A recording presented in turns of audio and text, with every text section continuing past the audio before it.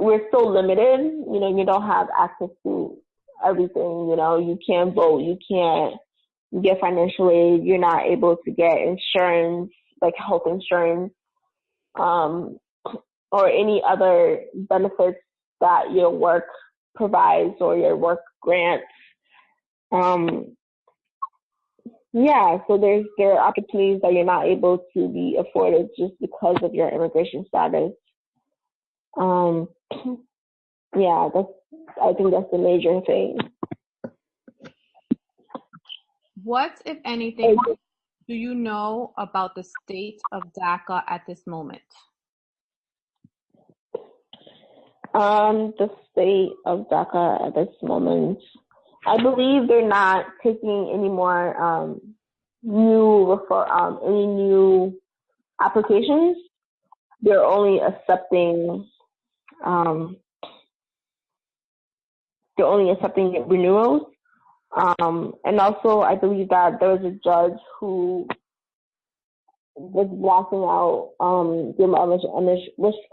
I guess was suing the Trump administration for a lot of things that he's doing, and I believe it was so that other people can, even new applications can be accepted.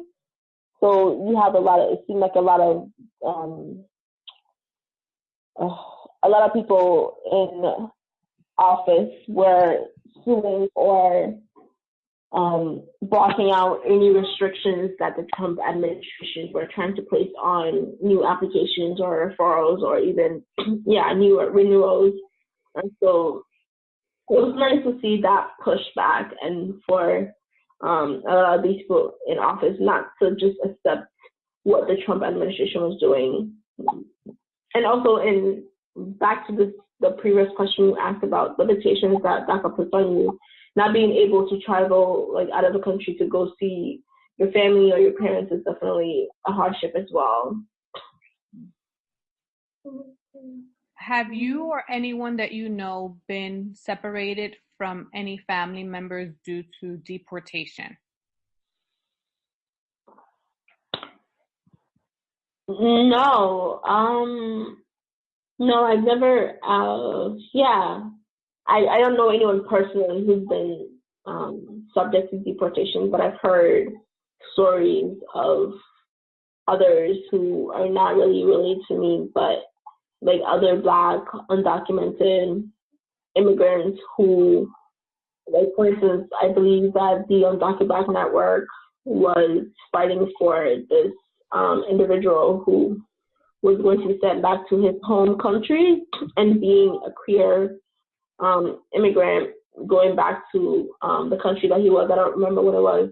He would be subject to probably death because of his sexuality. So they were able to fight for him to extend a little bit of the stay. And I believe he was being held in a detention center. But I personally don't have any experience or know anybody who's experienced that.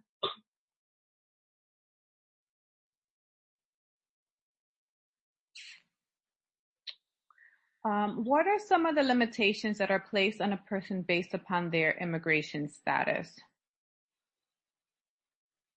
You said what are the limitations that are placed on a person based on immigration status? What are some of the limitations that are placed on a person based upon their limitation status? Or better said, what are some of the limitations placed on you based upon your immigration status? Not being able to see my mom, not being able to see family members in my home country, just because I can't travel out of the country. Not being able to apply for financial aid, or just being not taking out loans because I don't know what the future holds, and I don't want to put that another burden on myself. And the fact that I'm scared if anything happens to me, being afraid to go to the police and report this. And, you don't want to, I've heard stories of people being targeted by ICE in courts, and yeah, being targeted by ICE when you're having a court case or anything like that. So for me, that's telling me that I can't even go to the police if, let's say, if anything was happening or if I was in some kind of danger, just because I might be fearful of, well, I don't want to be targeted by ICE and risk deportation. So that's definitely fearful. And then also not qualifying for health insurance, especially when I have some health concerns that need to be taken care of. Yeah, and then not being able to afford some kind of tuition just because I don't get financial aid, and then the whole you don't know what amount of scholarship you're going to be able to giving. Like for instance, I had to drop one class this semester because the scholarship that I applied for didn't give me enough money, and so I couldn't afford to take an extra class. Mm-hmm. That being said, are there any legal status limitations that influence your health and well-being?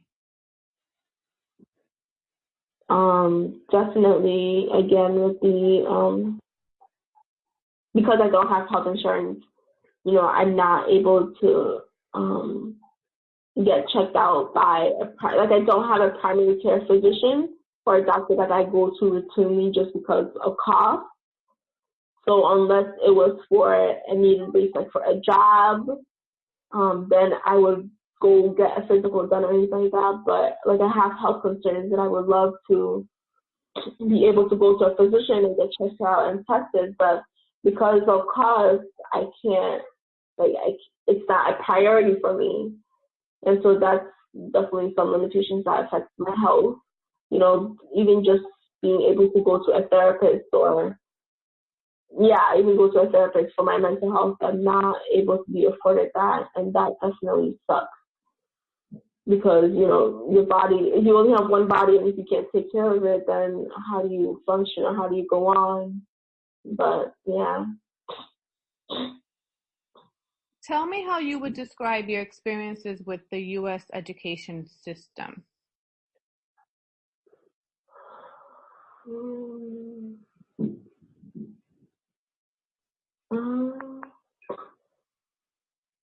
Just in terms of, what do you mean?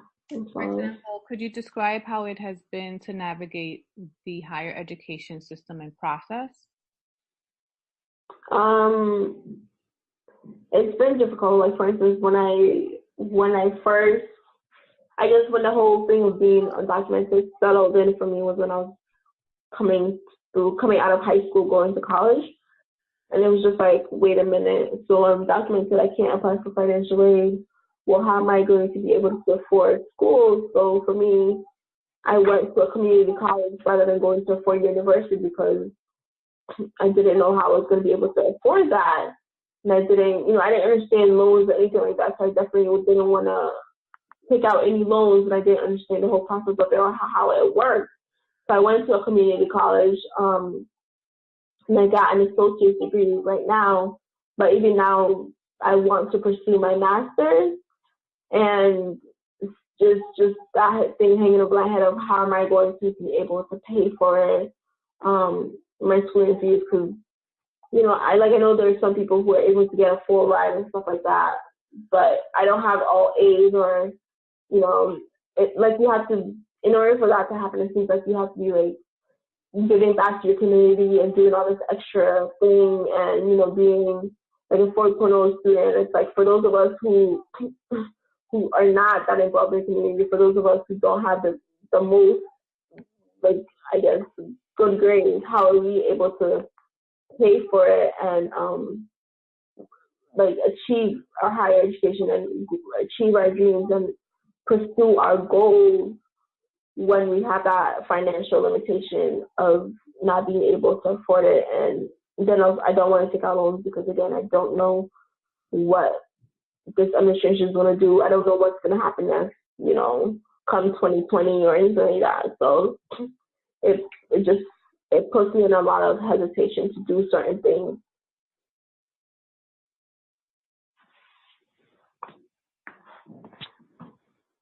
After having these experiences that you have described, what advice would you give to someone wanting to migrate to the United States?